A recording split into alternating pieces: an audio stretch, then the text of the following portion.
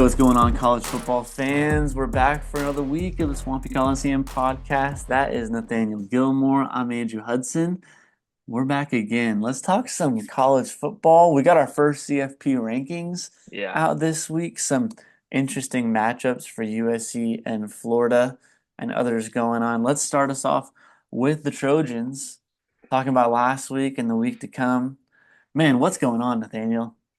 Yeah, I wish I could tell you. I mean, we talked about this off air, but it's just repeated gut punches after gut punches. Like you said, Groundhog's Day, another one loss.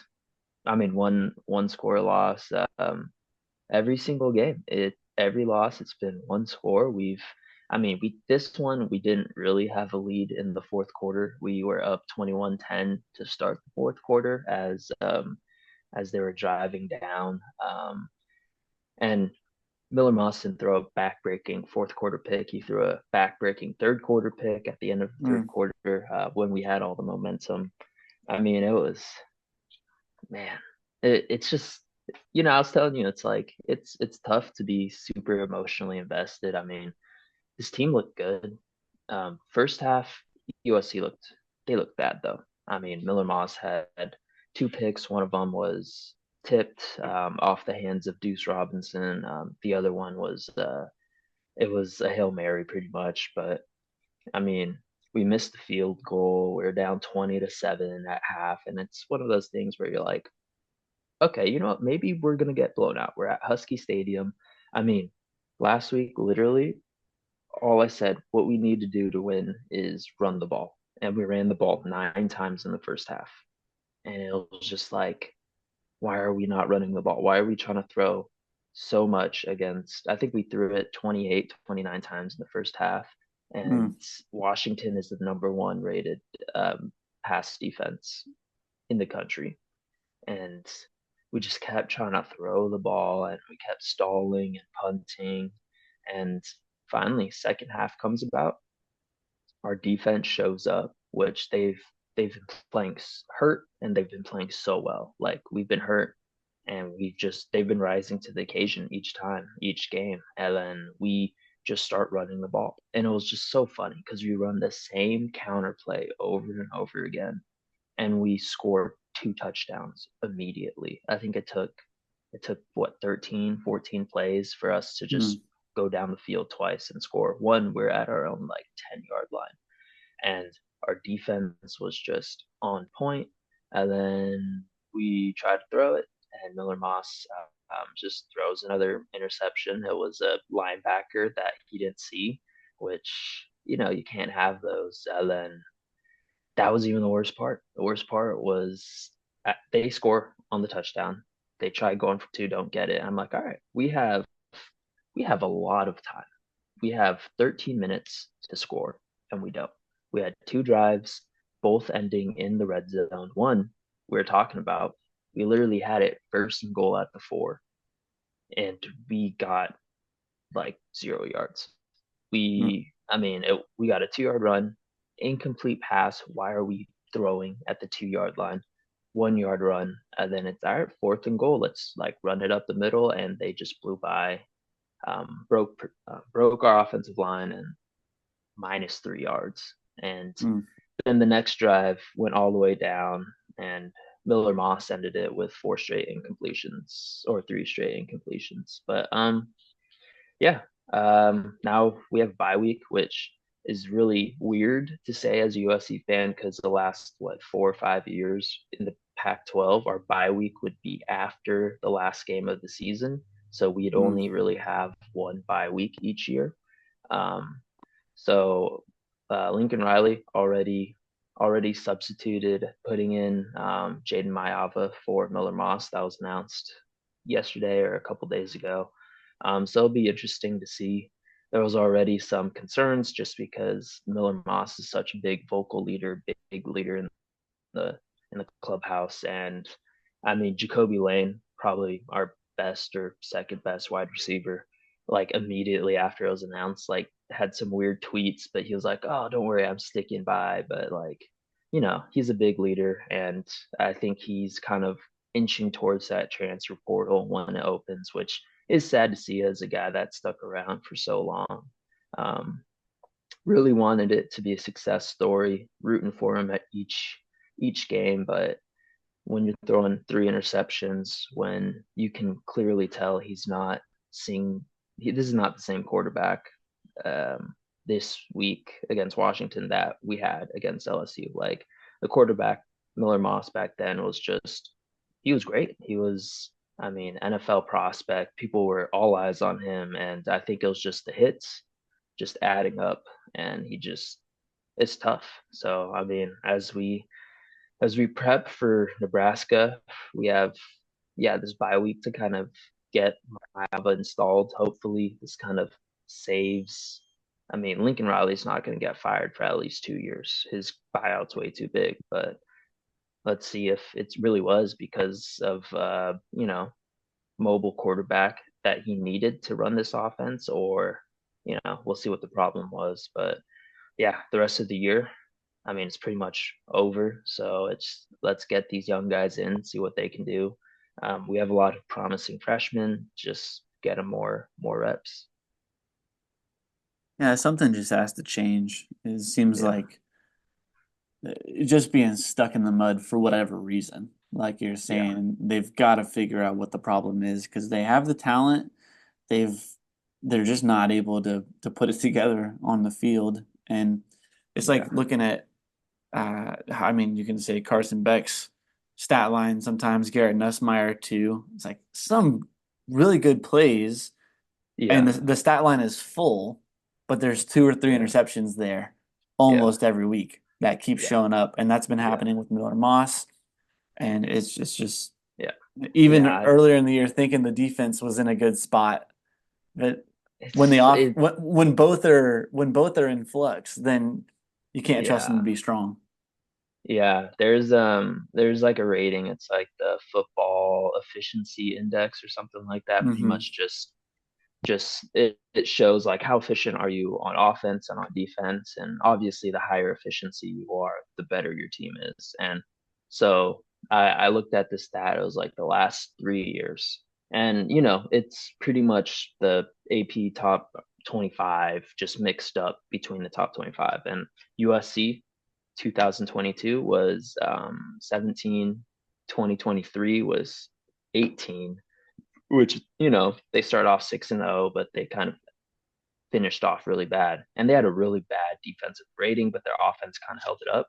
And then looking at this year, USC is 17 again, and you look at the rest of the teams around them. It's I forgot who was above and below, but the team above them was 7-1, and then the team below them had like 2 losses, and then like you have right smack in the middle 4-5, and like I don't think it's any one person's fault. Like Miller Moss, I think was kind of just scapegoated, but yeah, is this a culture issue like you're saying? Is this a mentality issue? I mean, it's one score games each time, so you could just say unlucky, but can you really be unlucky 5 times? Like, and it's Groundhog's Day. It's the same. It's a fourth quarter Yeah. collapse each time.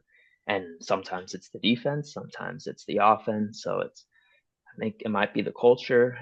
I mean, it could be luck. I'm really hoping it's just really bad luck, and that just, Yeah. maybe Jaden Mayava finds a way to reverse that, and we go into next year either knowing we need a quarterback from the portal or sticking with Mayava. So we'll see. It's just been a little bit frustrating of the year. Yeah, it's difficult to see. And, we were thinking similar things at Florida with DJ Lagway coming in, just adding a Yeah, spark to the offense. And we'll go ahead and talk about Florida, Georgia this past weekend. And man, there are so many things to say. I am so proud of the heart of our team, how hard they played. I don't know what they've done with the defense, but they've figured it out somehow in the last few weeks. The defense is playing so well, and it doesn't look like it by seeing 34 points on the board for Georgia. But man, you just got to consider what happened with Florida in this game. Started off really slow on both ends. The defense was able to do pretty well, but we forced an interception. Immediately next play, DJ Lagway throws a 43-yard touchdown. To Aiden Mizell, I will say, who at the beginning of the year I said we need to start using more, and they're just starting to do it in the past few weeks. But he throws that touchdown. 3 plays later, another interception, and we kick a field goal. And just like that, we're up 10-3. We're in pretty good control of the game. And everything just came unraveled when DJ Lagway got hurt. A little 3-yard run. He pulled his hamstring. Seems like it's a grade 2 sprain of the hamstring. So not a grade 2 tear, I should say. So not looking good. They were talking about him maybe coming back this week, which would be that's crazy. He should Not happening. not. No, it's not happening. One, and they shouldn't even push it. Like we need him for the future. Yeah. So Yeah. let's just let him sit there. But we had our backup or third string, I guess I should say, third string quarterback come in, Aiden Warner, a freshman transfer from Yale. And man, even at the end of the first half, he orchestrated a 40-yard drive in 40 seconds to put another field goal on the board. And we go into halftime up 13-6 against Georgia. We were playing so well. Obviously, at this point, our offense was not going to be able to do much. And that just showed itself in the second half. We forced 3 interceptions by Carson Beck, who's looking worse and worse as the weeks go on. We'll have to talk more about that later in the year when we get to our kind of mock drafts and talking about what the NFL draft is going to look like. But a key point for us was we allowed him to score a touchdown, and it was 13-13, and we were driving down the field to try and score again. We get into field goal range because the thing is, with Aiden Warner as your quarterback, you've got to take advantage of every time we can get yards, we've got to get points. Like there can be no wasted possessions at all. So we drive the ball down, although we have a 50-yard field goal, and it's a low snap. The snap goes 25 yards backwards. We had to fall on it. Georgia gets the ball, and of course, they turned that immediately into a touchdown. And man, that was such a huge turning point. We could have made it 16-13 right then, still have the momentum on our side, but that was demoralizing. And just going down a score in this situation, it means you've got to score to match it and then stop them and score again in order to take a Yeah. lead, which, man, we did. We drove and scored a touchdown to make it 2020. And just from there, offense couldn't get anything going. They drove right down and scored a touchdown. And then the interception by Warner uh, in our own red zone, which I'll say, my guy, he decided to return the kickoff after their touchdown, and he returned it to our own about 14-yard line. We can't give Aiden Warner 86 yards to have to go down the field. All right. We just take the knee. But he rolled out. The defensive player made a great play, interception. They scored it into another quick touchdown, and that was kind of it. So it's disappointing to see, but with all that's going on, I mean, down to our third string quarterback, the injuries that we're facing, we were without both of our number threes, Jason Marshall, our best corner, and Eugene Wilson, the third.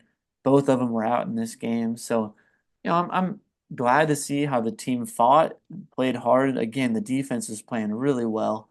But another loss, dropping us to 4-4 on the season, heading into Texas this week, where we'll be at Texas and looking like we're going to be down to Aiden Warner as our quarterback again. So, no hopes for this game at all. I'll just be watching it for fun and be okay with whatever the result is. But words coming out stronger and stronger that Napier could possibly be back next Yeah. year, along with DJ Lagway staying. And with the way this season has gone, a few things have been huge problems over the years of wanting to get rid of Napier.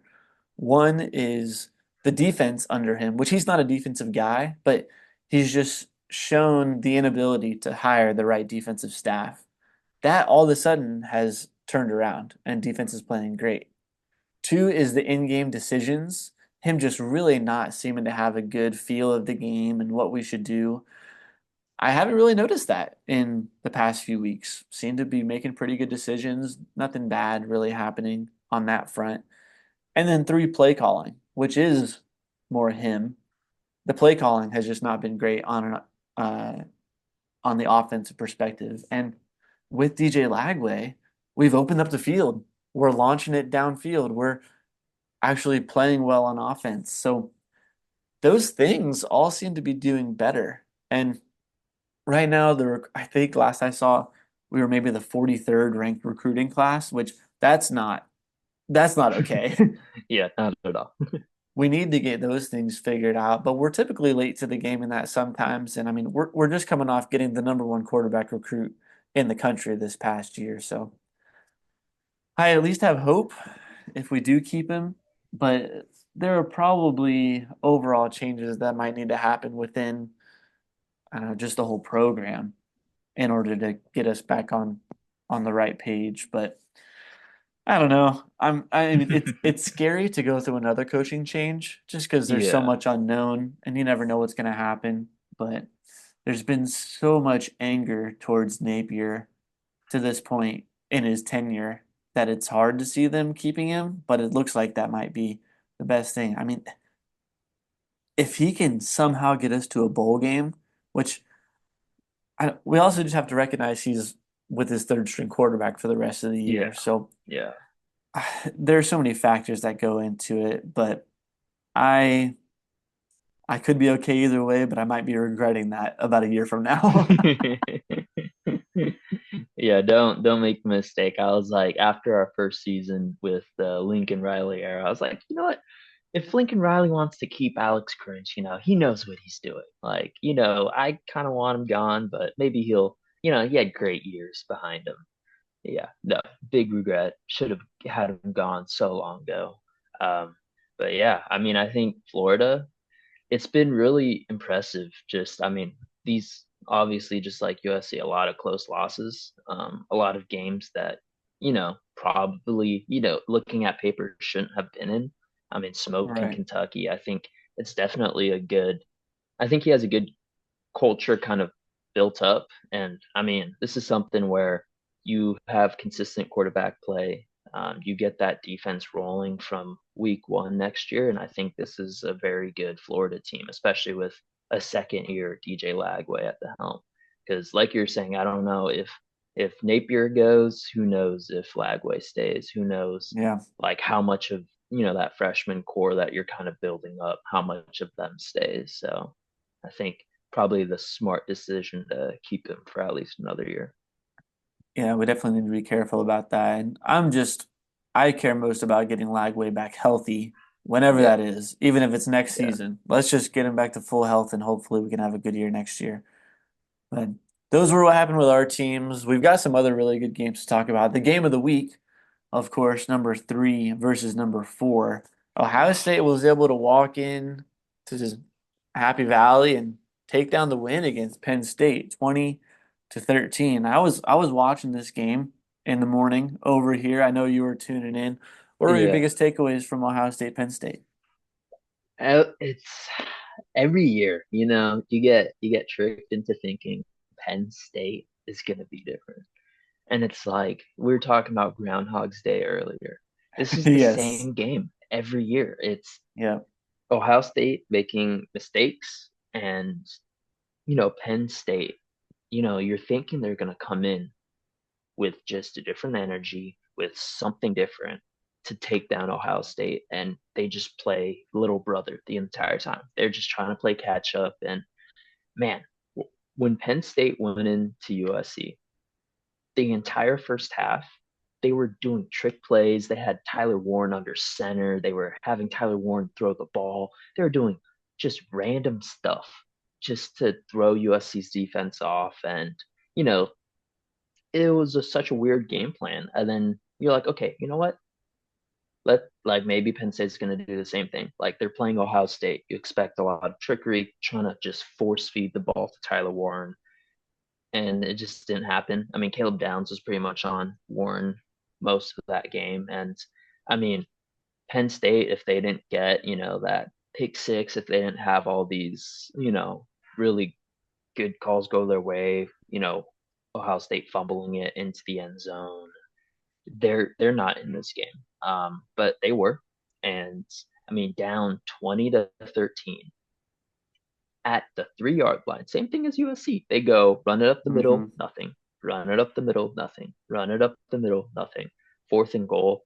And they're doing this weird thing where they had like an offensive lineman like in the slot, and then he motioned over, and it was kind of like just to run up the middle, had some movement. They did the exact same thing on fourth down, but they did a play action, and Ohio State knew exactly what was coming, and they just dropped everyone.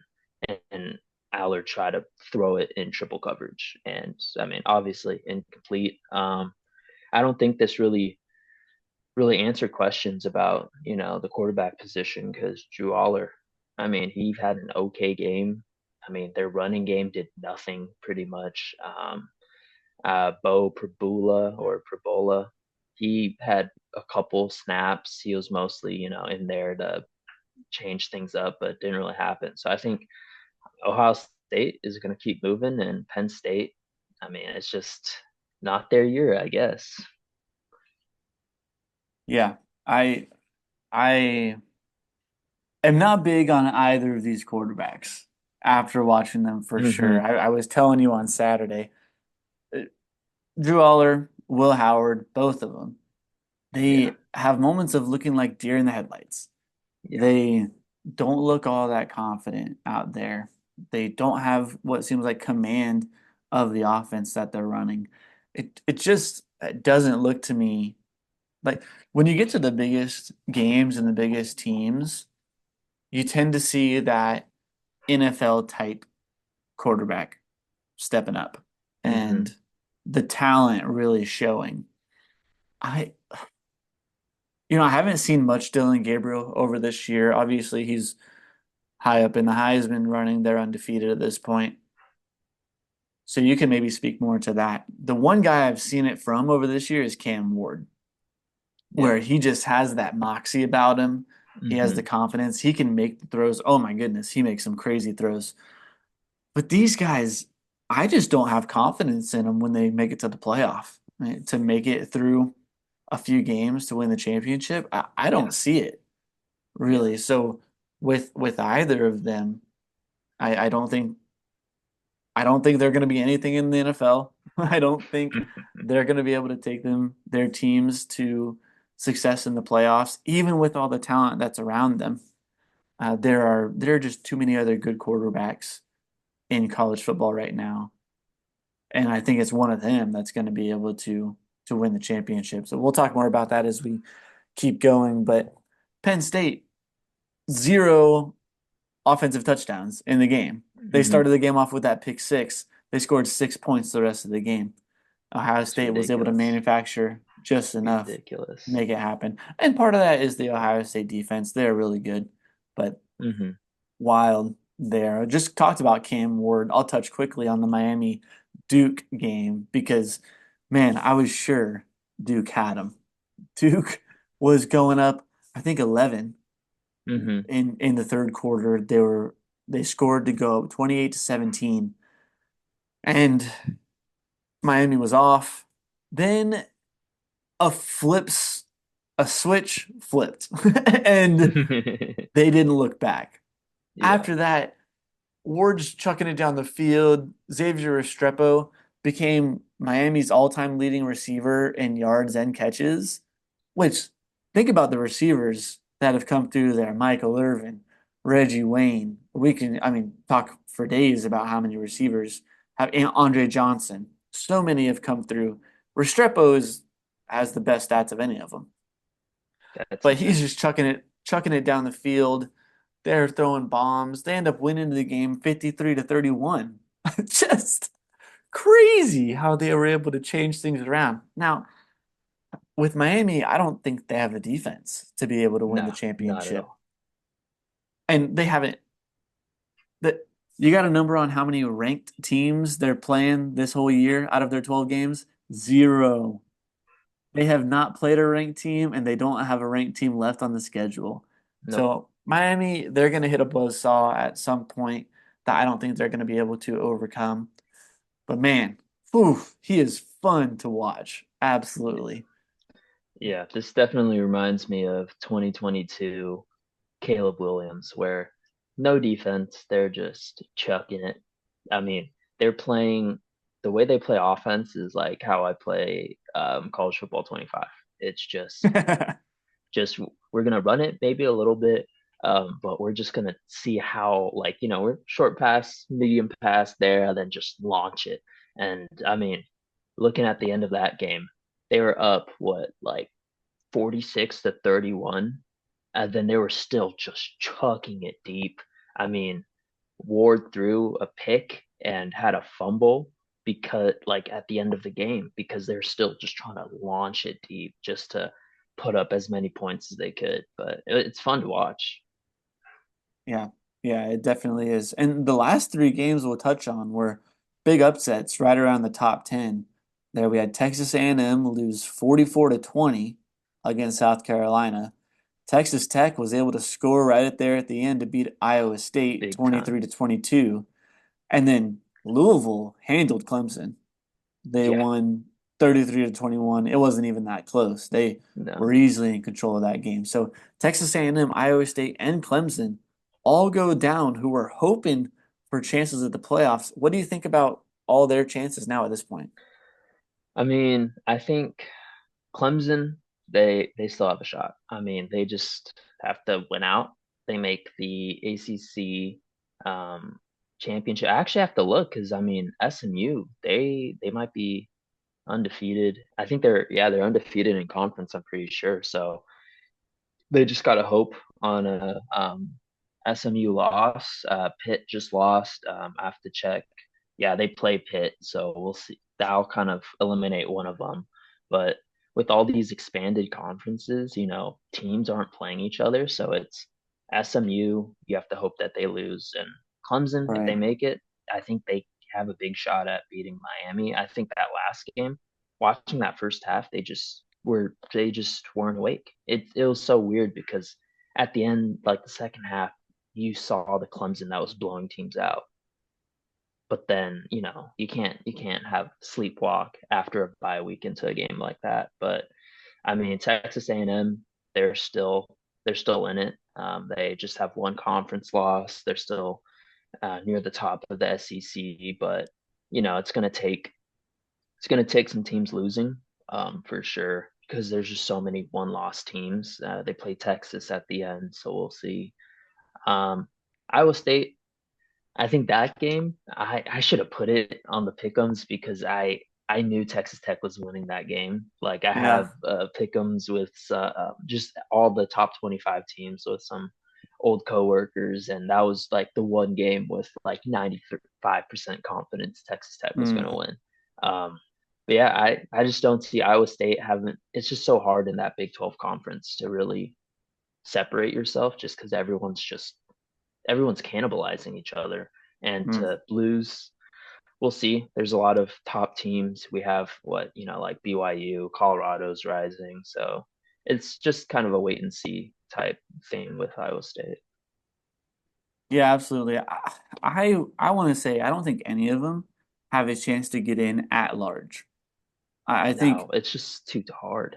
no, they would have to win their conference championship game because there are too many good teams that should rightfully go ahead of them Hmm. instead of them if they don't win their conference championship. So I say that's what we're looking at right now. So they're definitely treading water at this point. But with that, we have our first CFP rankings out as of Tuesday night.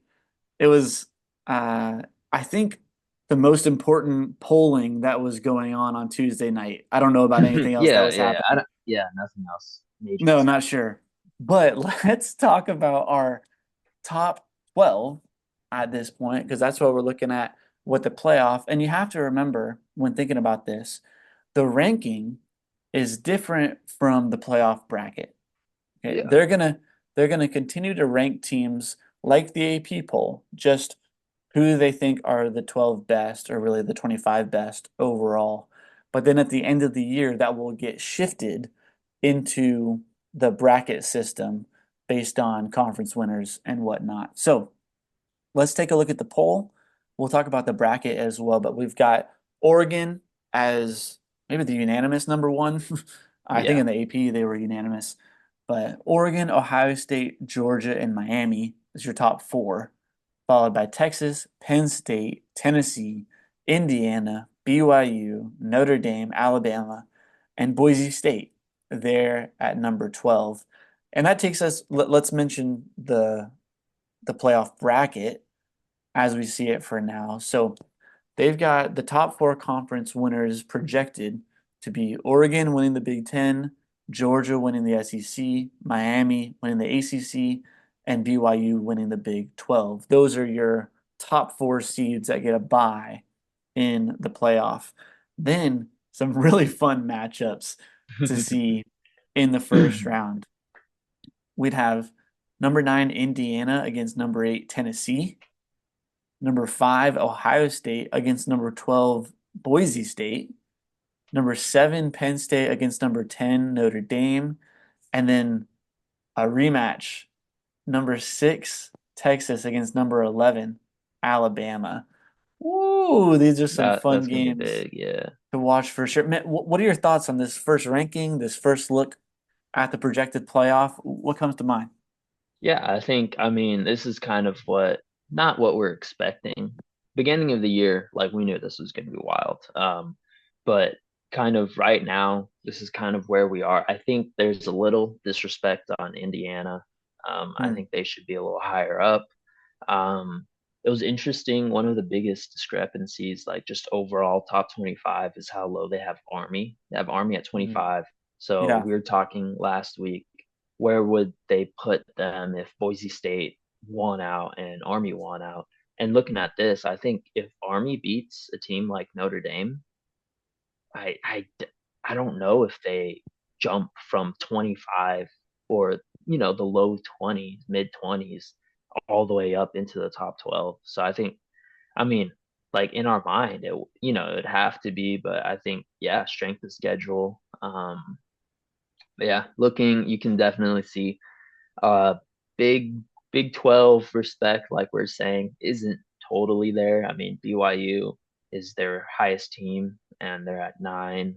Um, and then as you kind of scroll down, I mean, Iowa State 17, and Hmm. then Kansas State, which lost pretty much effectively taking them out, is at 19. And yeah, but other than that, it's kind of what you expect to see.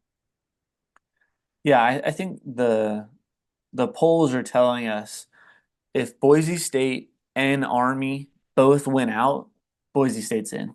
Yeah, They yeah, just respect their game so much more than Army. But Army has a huge game against Notre Dame. If they're able to win that, maybe that changes the voters' minds, but it's a big uphill battle for them. yeah. But of course, things are going to shift over the rest of the season in the top 18 teams that are out there. We're bound to have what Yeah, 15, a 18 couple. losses Yeah, yeah. for them combined over the rest of the season. So a lot of shifting is still to happen, but it's very interesting and is fun to look at, and we'll continue with it as we go along for the rest of the season. But that brings us right to our trivia question, which this goes along perfectly with our Oh trivia gosh. question, and I'm excited to talk about it. So this week we obviously had our first iteration of the college football playoff rankings. There have been now 11 years of CFP. And with that, we have 7. In 11 years, there are 7 teams who have been ranked number 1 in the first week of the CFP rankings Oh, in the first week in only. the Oh first gosh. week. So right when they open up CFP, it's either week 9 or week 10 every year. But there have been 7 different teams in the last 11 years who have started the CFP rankings as number one. Can you name those 7 teams?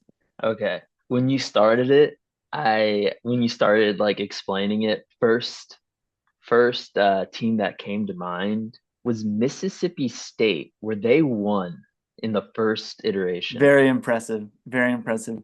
Dak Prescott's Mississippi State team was the first ever number one ranked team in the CFP back in 2014. So yes, Mississippi State has won. Yeah, that one, like immediately, that was like screaming in my head because I always see the graphics like, what was happening in 2014 or whenever Oh we yeah. started. Um, Wait, are we including this year with Oregon or Yes, Oregon has because I also won. know Good this job. was the first time because they've only been two ever. Um, okay, then you just got to go through all the dominant teams. I'm sure Georgia's in there. Georgia's been twice. Yeah.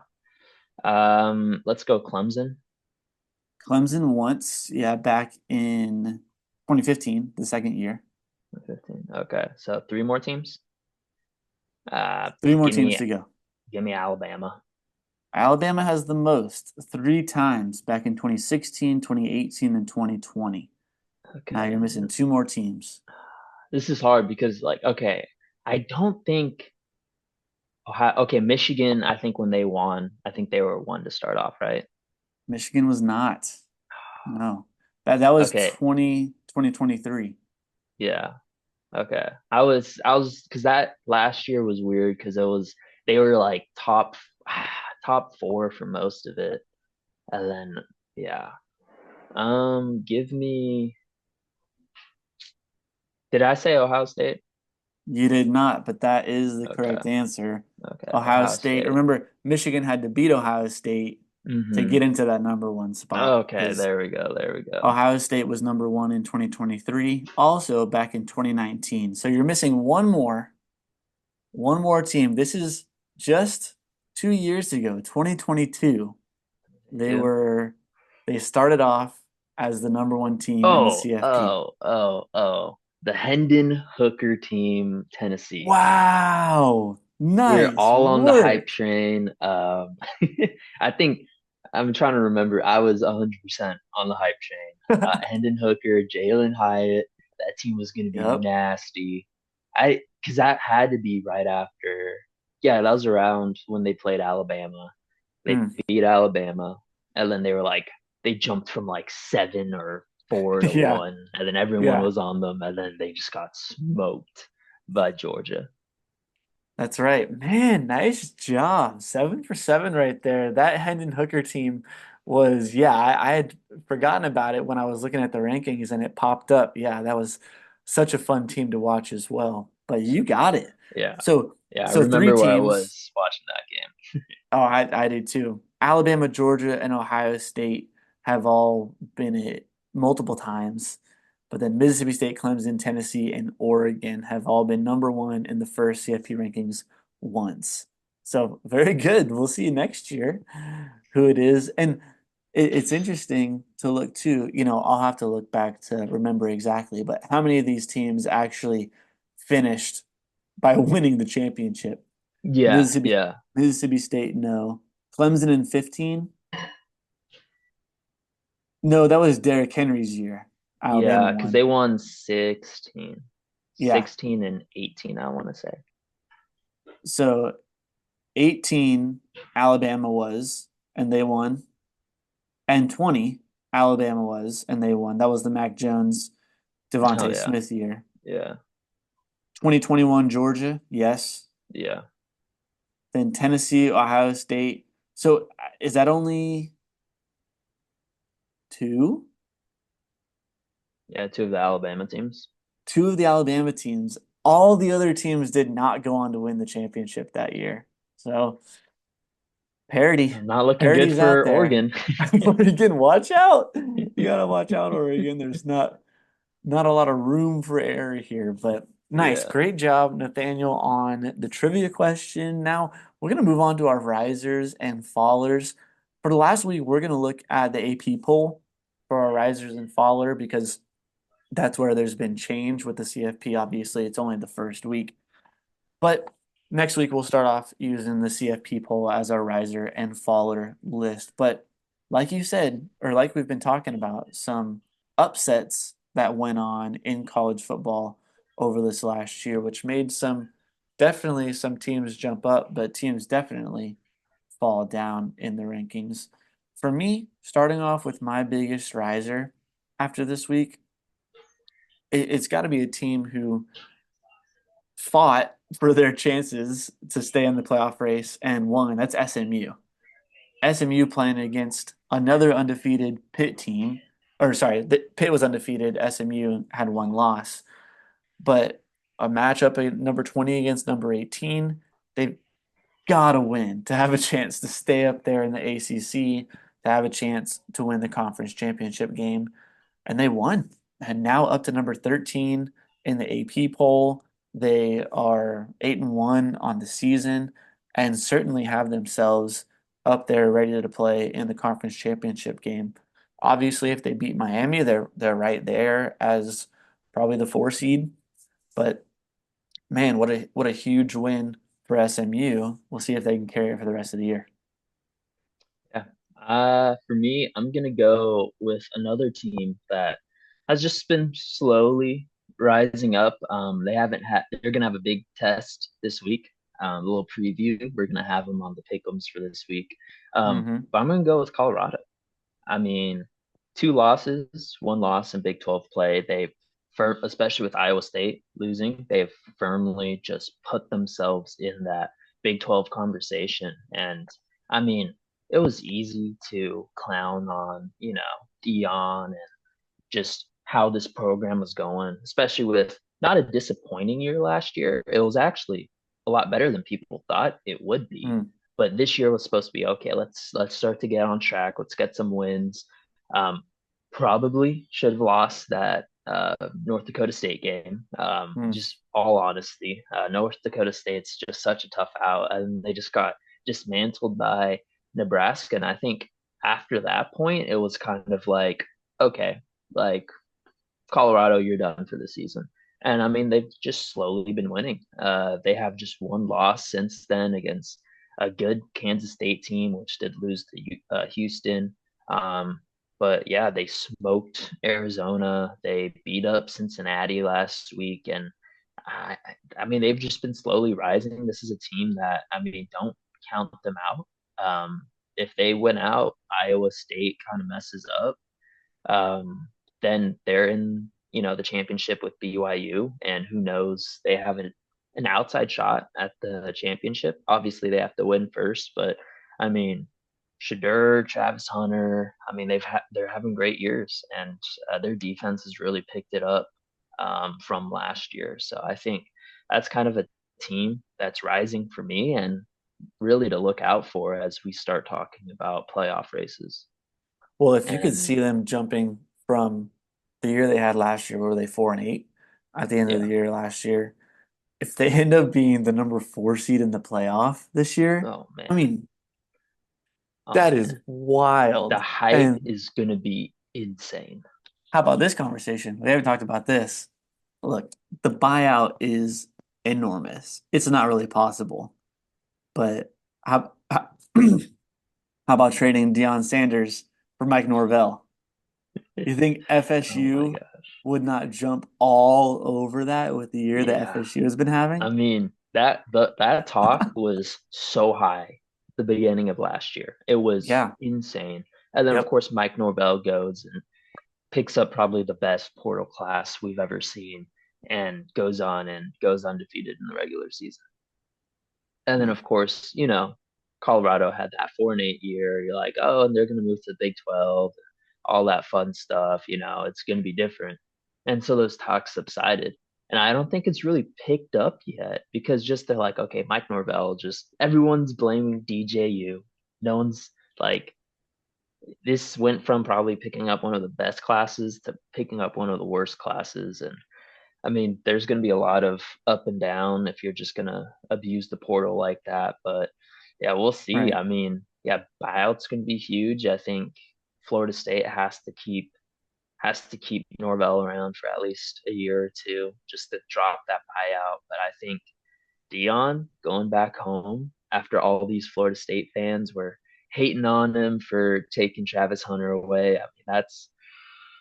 If they make it to the college football playoff, I think that might be a conversation to be had for sure.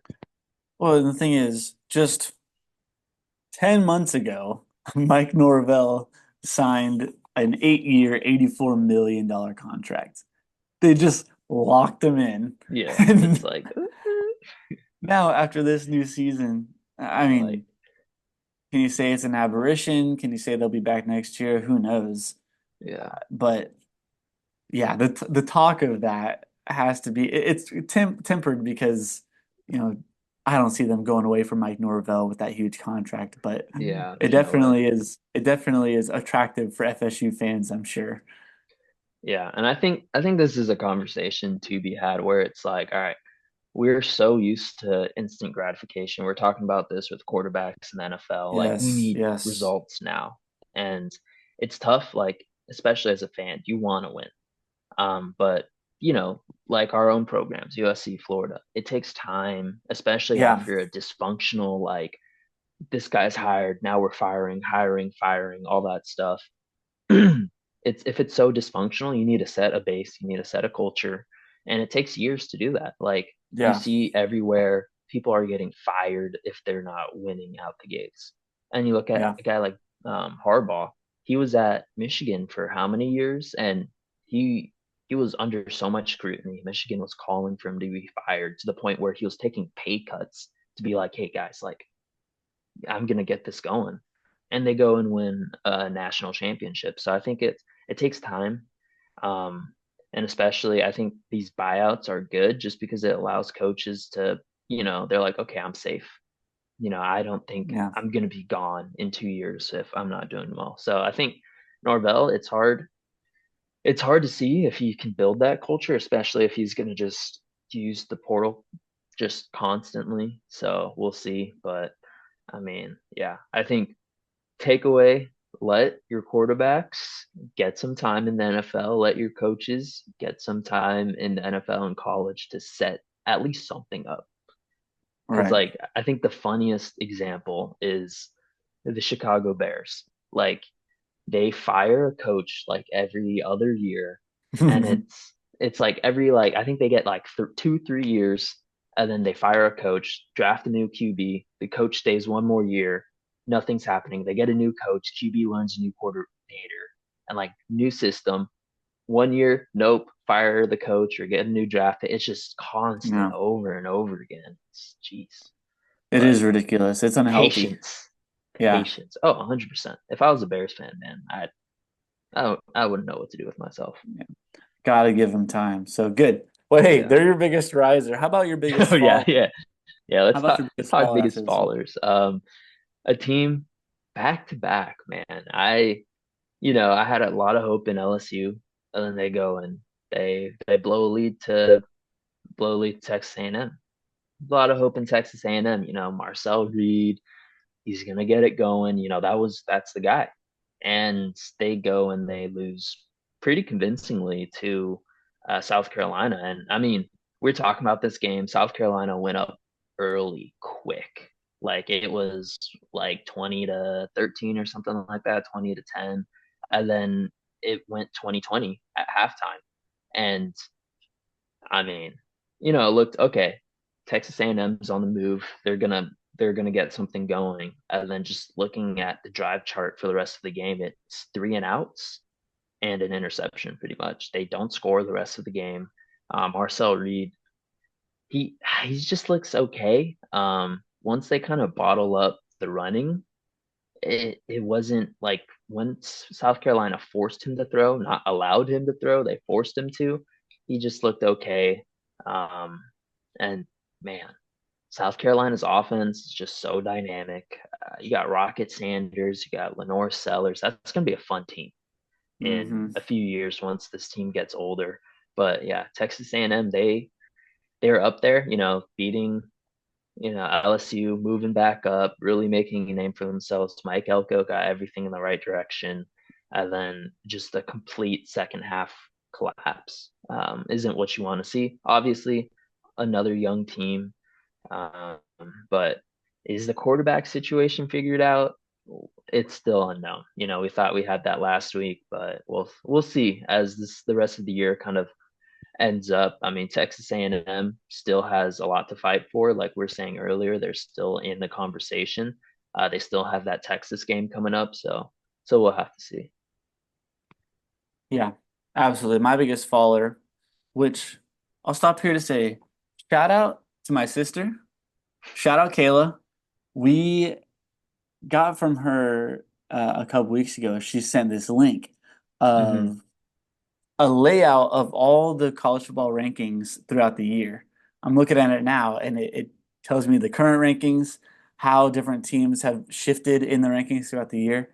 So much work done on this Google Sheet, which is impressive. So thank you, Kayla, for giving us this. Also, if you see on there, she's got tabs now for college basketball, women's basketball, volleyball. She's ranking everything. So kudos to Kayla with all this. But it makes it really interesting to see the dynamic of how things have shifted over the weeks, who is at what point in the rankings. But with that, the biggest faller probably in our perception and with everything going on this week has been Clemson. Yeah. They We were talking last week about who knew I saw a picture about Heisman favorites and Cade Klubnik was on the image. Like it was kind of out of nowhere. And then they go and lose against Louisville. And just like that, they drop from number 11 down to number 19 in the college football playoff. They're all the way down to number 23. And so the national perception of them is just gone back to kind of how it was See at the ya. beginning of the year.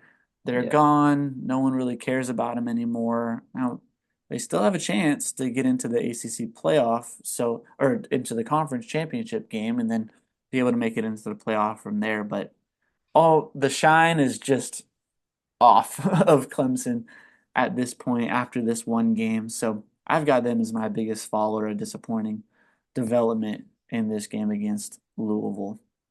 So with that, we'll have to be referencing these rankings as we go through it week after week. Now it has the CFP rankings on there, and really interesting to see who's in, who's out, what conferences have teams in, and everything. So we'll be using that for the rest of the season as well. But that takes us to our picks. We are ready to pick games for this week. Definitely some doozies here on the schedule, starting with a ranked matchup, which is like a play-in game. We've got Yeah. a couple SEC play-in games here this week, and we're going to start with number 3 Georgia at number 16 Ole Miss. Georgia, a 2.5 point favorite in this game, going to play Ole Miss. And the thing is, can the Rebels actually get it done in a big game? They have continually disappointed when big moments have come up. They We started at the beginning of the year, and it was kind of all smoke and mirrors because they were playing terrible teams, but they had the number one defense in the country, or right around top five, and the number one offense in the country. And it looked like this was going to be their year. Two losses later, and they're sitting there in no man's land, hopefully trying to make it into the playoff. They're playing this Georgia team that has just looked so pedestrian, winning games. Of course, they had the huge win at Texas. I'm not trying to downplay that at all. Even in that game, Carson Beck had 3 interceptions. Ole Miss just got back on track, scoring 63 points last week against Arkansas. I think this could be the time where all the things fall wrong for Georgia. And I'm picking Ole Miss to win the game. There we go. I saw them barely hanging on against Florida last week. And look, I know we're improved, but we should have had no chance in that game. And a team like Ole Miss is way better than Florida, so I'm going with them to get the upset. That's big. That was gonna be my sneaky upset pick for this week. Now I'm gonna have to reevaluate as I think here. Yeah, but I mean it's tough. Like I see everything you see, but that's exactly what we were saying against with that Texas game, right? Where Georgia's just looking so pedestrian. They had a great second half against Alabama, then they looked horrible against Mississippi State, and then they Hmm. just pantsed Texas. It was at at Texas, Yeah. and I think they're in that similar situation. They're kind of slow rolling. Is it? Are they just a big game? Like they just play when the lights are brightest? We'll see. It's hard because Lane Kiffin in every big game, like last year against Georgia, big game. They beat LSU big and they play Georgia and they just get ran through. Like it was bad. Um, I think it is in Mississippi, but I think Georgia's going to take this one. I just think Kirby Smart and he's going to have those guys ready. Ole Miss just has not been able to play in big games. Like I really hope they prove me wrong here, but I love Jackson Dart. I love Lane Kiffin, but I don't see Ole Miss pulling this off. Yeah. I got you. Major flip on that one. Yeah, that one I was looking at this list and I that was the one and I'm like, okay, I'm gonna sneakily pick Ole Miss just to be different. Because I do think they have a good shot. I think the line of 2.5 is gonna be it's either gonna be a blowout or I think Ole Miss is gonna kind of keep it close and have a chance to win at the end. Hmm. Yeah, I gotcha. Well, we are going to move on from there. We've got a huge matchup here with the Big 12. We've got number 9, BYU, going into Utah. And man, what a big game here. BYU, they're again still undefeated. They're number 9 in the country. They're 3-point favorites at Utah. This is the reigniting of a huge rivalry. Oh yeah. BYU Oh against yeah. Utah. The first game they ever played was in 1896 against each other. So huge things at stake here. What are your thoughts? Yeah, so I mean we have a big matchup, obviously a rivalry game, but also it's I think Isaac Wilson, brother of Zach Wilson, Mm-hmm. noted BYU great, is gonna get revenge for I guess not I really don't know what happened in that recruiting process. I couldn't tell you. I wasn't locked in, but I mean he's playing his brother's old school. I know Utah fans are really hyped about Isaac Wilson as he's, going through. Cam Rising looks like he's not playing for the rest of the year, and Utah's had a really disappointing season. I mean, Mm-hmm. they kind of came in thinking the Big 12's nothing, and they've struggled all throughout the year, but this is a rivalry game. I think almost every single time these guys play, it's always last drive. They have real hatred or discontent for each other. So I think it's going to be a really good game. I mean, BYU and Retzlaff, I think is how you pronounce his name. I mean, they're going to have to be on their A game. I think this is probably going to be one of their biggest tests, just the physicality of Utah. And I mean, they have maybe Arizona State at the end of the year, so we'll see. But I think Utah is going to find a way to pull this off. I don't have really a rhyme or reason. I think Isaac Wilson's going to finally figure it out against this BYU defense, which is really good, by the way. But I think Utah's going to win. Isaac Wilson's gonna have the game of his life, and it's gonna be one of those holy war, like just back and forth type game, Ooh. which it always seems to be. Those Yeah. are always fun games to watch, and I think this is not gonna, deviate from the norm. It is just tough to go against Kyle Whittingham at home in a huge Yeah. game like this for Utah. They seem to come back and make it happen year after year, but not this time. Not this time. BYU is going to win this game. I just see too much there. Like you said, it's been a disappointing year for Utah. Isaac Wilson, a freshman quarterback, taking over. And yeah, I just don't think they're going to have enough. BYU is going to have to go into a hostile environment, but I see him winning the game. Staying right there in the Big 12, we've got Ooh, a tough spot here for Colorado. Number 20, Colorado, going to play at Texas Tech, a Texas Tech team that just knocked off Iowa State this past week. Can they get it done again against another ranked opponent here with Colorado coming in to play them? In this situation, you got to look at the strengths of the teams. And for Colorado, like you said, their defense has really stepped up this year and played much better than they did last year, really letting the team down. We're gonna have to look at this passing offense behind Shooter Sanders, looking at, of course, Travis Hunter, Jimmy Horn Jr. These guys throw it all over the field, and I think they're still going to be able to get that done against Texas Tech. I'm taking Colorado. I think it's going to be a close one. They're 4.5 point favorites. I think they'll cover the 4.5, but still right around that one possession range. Man, they're fighting for so much to stay in this playoff hunt. So I think that Dion's going to be able to have them fighting and be able to win this game. Yeah, I mean, I think this is a tough one too. I think initially I yeah, this is I'm going Texas Tech to start off. I had just a feeling last week that Ooh. they're gonna pull the upset against Iowa State.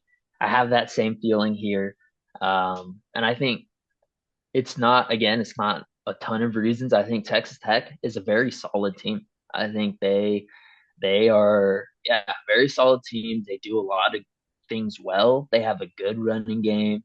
Their quarterback Morton, he's not bad. I mean, if you compare him and Shadur's numbers, it's pretty close. I mean, Shadur has what, like 200 more yards, two more touchdowns, and one more interception. And I think this Tech, yeah, it's just an overall just well-run team.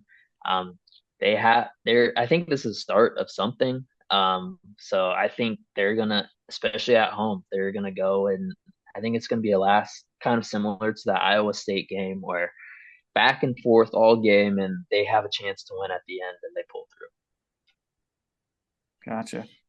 Yeah, interesting. Looking at them this year, they've Texas Tech just has the one ranked win against Iowa State last week with three losses, 6-3 though. You got to put some respect on their name after Yeah, after winning that game. Right now, I see CBS has them at their number 38 spot overall in the rankings. Got to bump them up a little bit. Come on now. But yeah, that's a big one. we've got two more games to go. Moving over to the SEC, kind of a gross game. I don't really want to look at this game, but we've got Oklahoma traveling to Columbia to play against number 24 Missouri. Oklahoma is a 2.5 point favorite in this game. Man, who you got here? Yeah, this one I did not want to put this on here. Like we talked, like we've been done talking about Oklahoma. We've been done talking about Missouri. But I was looking at all the other matchups, and all the spreads were just ridiculously high. I was thinking about, I think Michigan, Indiana. I think that's happening this week. But the spread was like 15 points. I'm like, Yeah. Michigan just looks bad. I don't want to put that.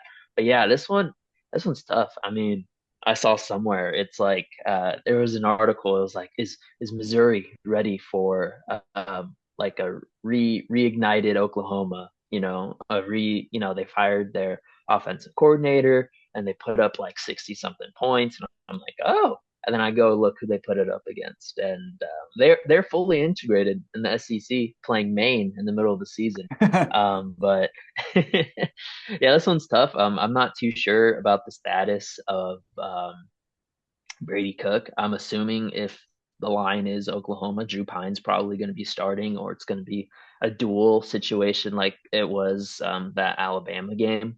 Um, yeah, but I think Oklahoma's offense just isn't going to really do anything against Missouri. They haven't proven to me that they will. I think this is the first time I'm picking Missouri. I'm going Mm. to go Missouri just because I think their defense is going to be too much to overcome for Oklahoma, and Missouri's going to squeeze out a few scores. Yeah, I've been like you're saying, I don't know about either team in terms of what's going on, honestly. I mean, the quarterback situation is tough for for Oklahoma as they've had their freshman starter, and that just hasn't been going well for them to this point. What you were saying, yeah, they had Oklahoma played against Maine, and earlier this year we saw the great matchup of Miss versus Mass, Missouri versus Massachusetts. So both of them have had those ridiculously what should be easy out of conference games to look at here in the middle of the year. But with that, I just I agree with you with if Brady Cook is out, which I'm hearing that he's doubtful for the game, so I'm not sure about his status. I think I'm gonna have to pick OU as well. We've been off of the Missouri train. We don't like talking. They're getting close to the FSU point for us, just because obviously they're not nearly as bad, but we just don't like talking about them. So I'm gonna pick OU to win this game and hopefully just be able to put something together. Um, and and I just don't like Missouri's outlook if they don't have Brady Cook. But that leads us to what Paul Feinbaum is saying the best game of the year so far, which I don't agree with that. We've already had Ohio State, Oregon, and Ohio State, Penn State, but we've got number 11 Alabama traveling to Death Valley to take on number 15 LSU. Alabama's a 2.5 point favorite in this game, and oh boy, this is going to be a huge one. Like we said about Georgia Ole Miss, it's a playing game in some senses. The team that loses will have a third loss on the season. They will be done, out of the playoff picture. But whoever wins still has themselves in the conversation to make it into the college football playoff. The big thing here is who can avoid the most mistakes. Garrett Nussmeier and um, Jalen Milroe Jalen Milrow. have both of them have been throwing themselves into mistakes for this season, throwing a couple or three interceptions in big games. But it's going to be at LSU, which is a huge thing in LSU's favor at night. But coming in here, I think a lot is going to hinge on the legs of Jalen Milroe. Whenever he doesn't have anything going, if he can turn to his legs, and I think this might be a game where he just goes off running the ball. They're saying, hey, we need to get this win, make things happen at all costs, and could be 100+ yard running game. I think that he's going to come in there and play one of his best games of the year.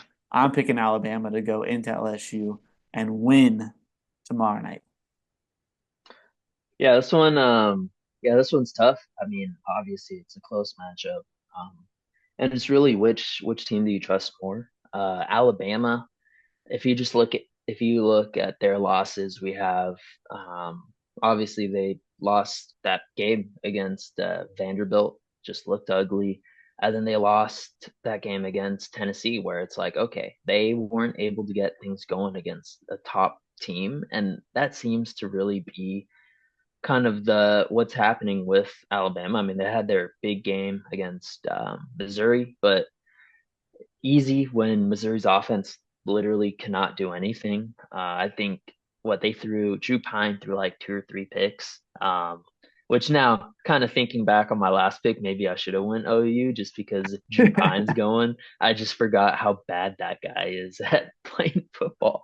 But yeah, I mean Alabama, they I think there was a little bit of a spark going up against that week against Missouri, and I think if they're gonna win this game, they're gonna have to continue that. But I think LSU's defense is just too much improved. I think LSU's defense, watching it firsthand, um, really aggressive, really athletic. Um, their new defensive coordinator has them doing really good things.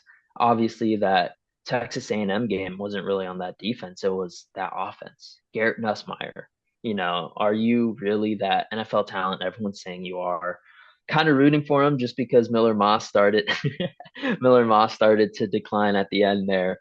But you know what? Just just for sake that we're picking everything opposite, I'm gonna go with LSU. I think Ooh. this one's gonna be a close one. It's which offense can kind of get it going. Like you said, which offense doesn't make the mistakes. I think LSU is going to bottle up that run game, make Jalen Milroe just try to check it down throughout, down the field, which I don't think he's really capable of doing because they just love the big play. And I think LSU is Garrett Nussmeier's going to be like, all right, I can't make a mistake, and I think he's not going to make a ton of mistakes, and they're going to win it. Yeah, I hear that. And knowing Alabama's coming off of a bye week, and with that, hopefully have the chance to put in more of a game plan against this LSU team and be able to come out with the win. With that in mind, I was trying to see, is LSU coming off a bye as well? Um, I don't remember them playing anyone last week, so they Yeah, I might don't be know. coming off of a bye as well. Yeah, their last game was Texas A&M. So both teams Yeah, coming off of a bye have some extra time to put in the game plan and for this huge matchup. I mean, it's one of the biggest games every year. So it's a lot of yeah. fun to watch. But those are our picks. Hey, you guys are blessed with an extra long episode this week. Man, the CFP has come out. We're talking trivia. We're talking huge games last week and this week to come. We're excited to watch everything except our own teams. So, in again, hey, make sure you follow us on YouTube, on Spotify. You can follow on Instagram at Swampy Coliseum.